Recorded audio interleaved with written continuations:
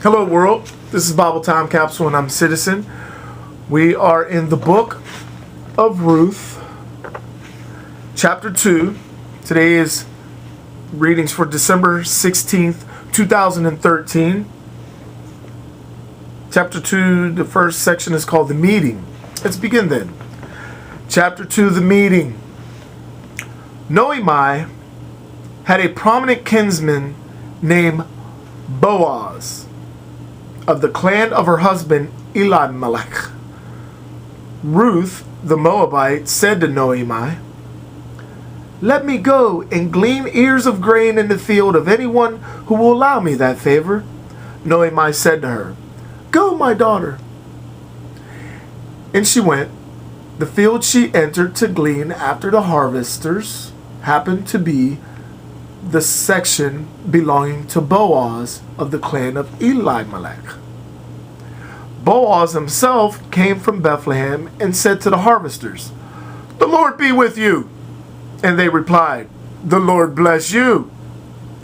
Boaz asked the overseer of his harvesters, "Whose girl is this?" The overseer of the harvesters answered, "She is the Moabite girl who returned from the plateau of Moab with Noemi.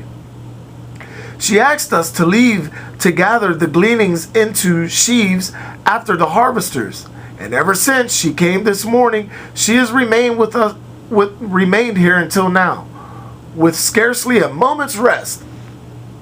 Boaz said to Ruth, "Listen, my daughter, do not go to glean in anyone else's field. You are not to leave here. Stay here with my woman servants. Watch to see if the field is to be harvested and follow them. I have commanded the young men to do you no harm. When you are thirsty, you may go and drink from the vessels the young men have filled." Casting herself prostrate upon the ground, she said to him, "Why would I, a foreigner, be favored with your notice?" Boaz said to her, "I have had a complete account of what you have done for your mother-in-law after your husband's death. You have left your father and your mother and the land of your birth and have come to a people whom you did not know previously. May the Lord reward what you have done.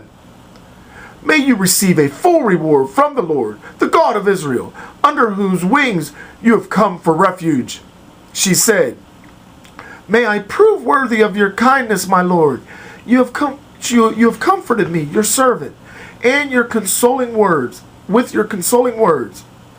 Would indeed that I were a servant of yours.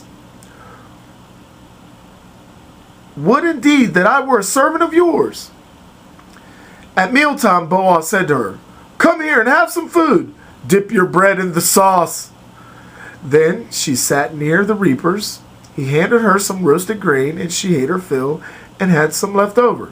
She rose to glean, and Boaz instructed his servants to let her glean among the sheaves themselves without scolding her, and even to let drop some handfuls and leave them for her to glean without being rebuked.